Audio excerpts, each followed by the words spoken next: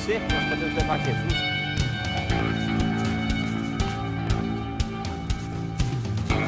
Invista neste canal. Invista em um mundo melhor.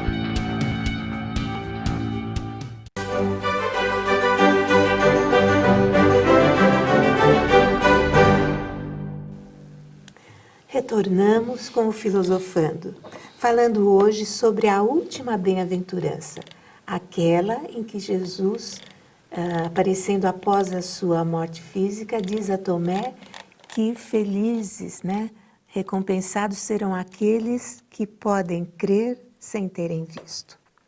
Professora Sônia, o Espiritismo, destituído, como a senhora falou, de todo o misticismo, ele nos fortalece a fé?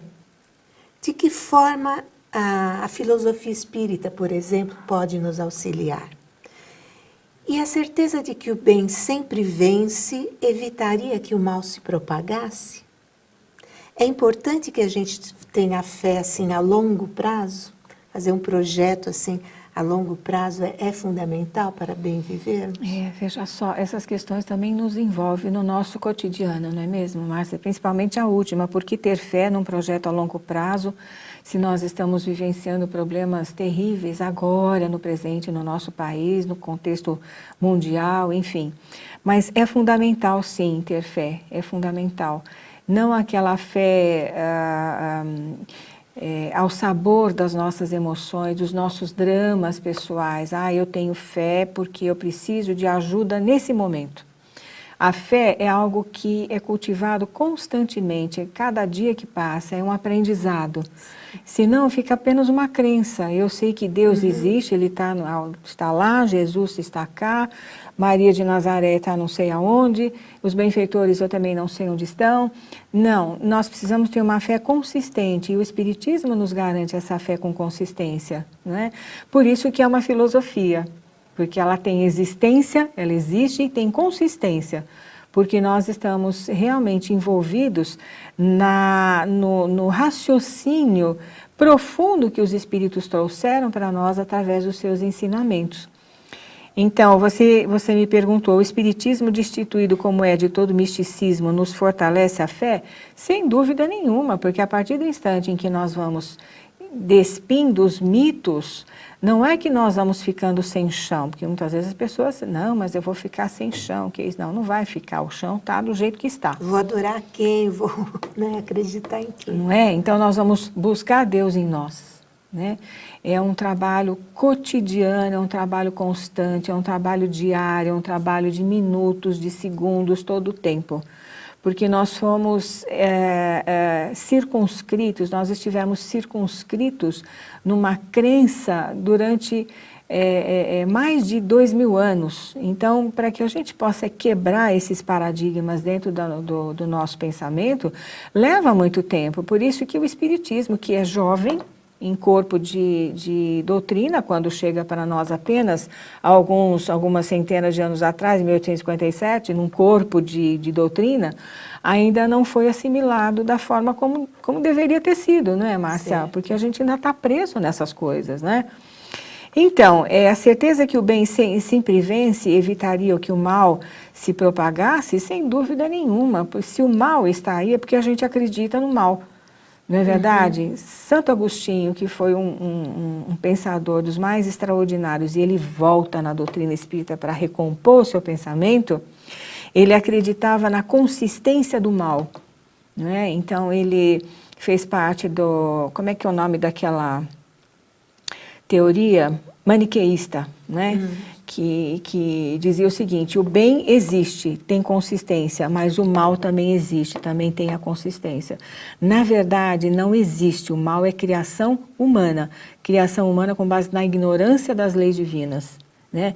Então, a partir do instante em que ele vai quebrando, Santo Agostinho, isso dentro dele, ele vai vendo que o bem é o que é o real, não é? É que é a verdade tão buscada pelos filósofos antigos. Quando ele volta na doutrina espírita, ele vai recompor todo o seu pensamento, vai sair ainda daquele toque maniqueísta que ele tinha lá, da Idade Média, etc., e vai totalmente, tem um artigo dele no Evangelho que chama-se O Mal e o Remédio, né?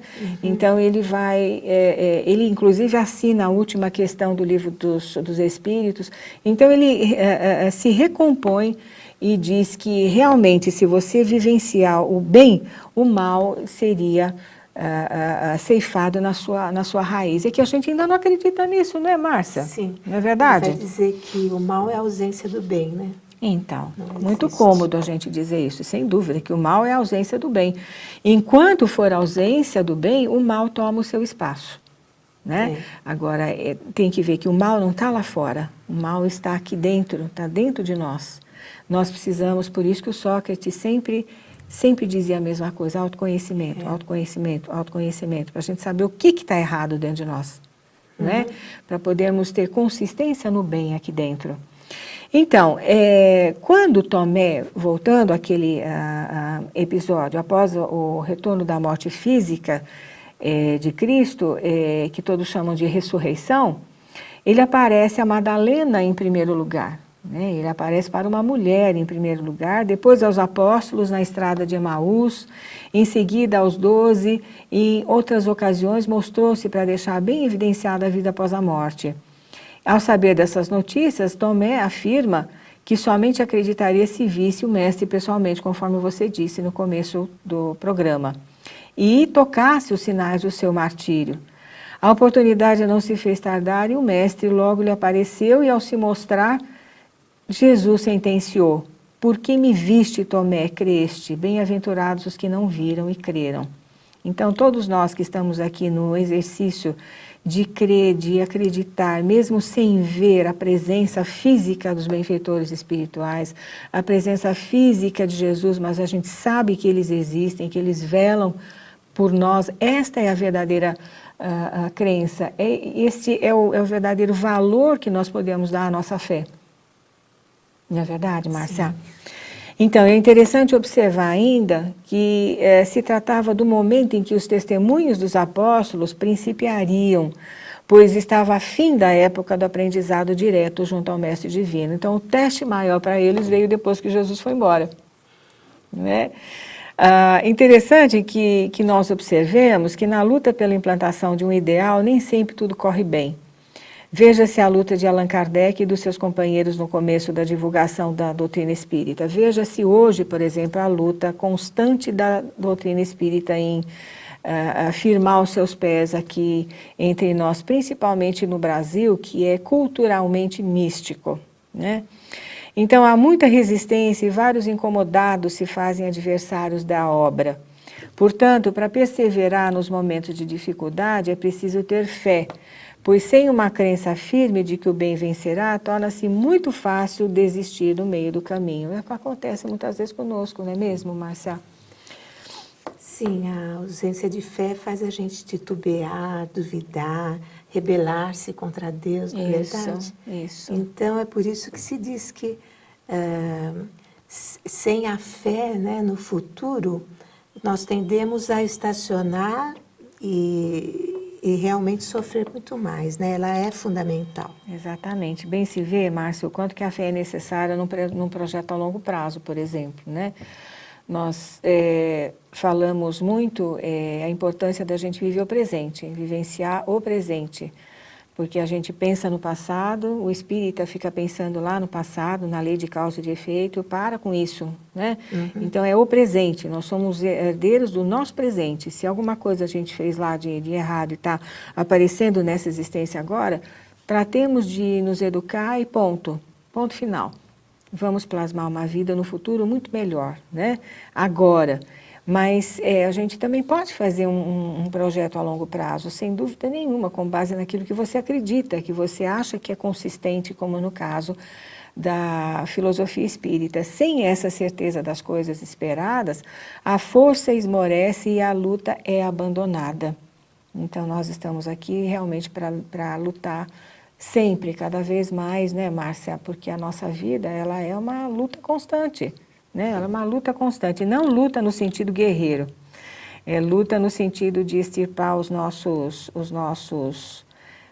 defeitos, os nossos problemas. Bem-aventurados, porém, quem crê antes de ver, entre aspas, e por isso tem a força de viver e construir o bem. Se estudarmos a filosofia espírita com afinco, a nossa fé será bem maior do que um grão de mostarda e veremos os resultados mantendo a nossa tranquilidade de consciência e paz de espírito. Professora Sônia, tem aquele site do Momento Espírita que explica bem também essa questão, né? Mais um, né? Mais um que poderia ilustrar aquilo que nós dissemos aqui. Isso. Né?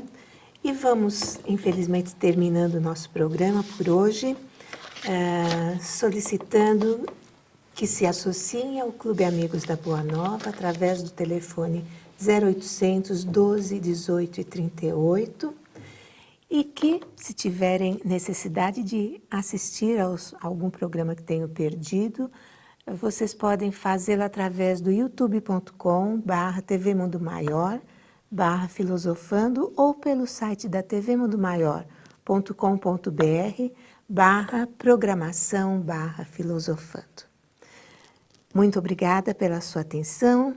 Esperamos que participem também através do nosso facebook.com/cefeorg e que estejamos aqui todos juntos na próxima semana, no mesmo horário. Até lá!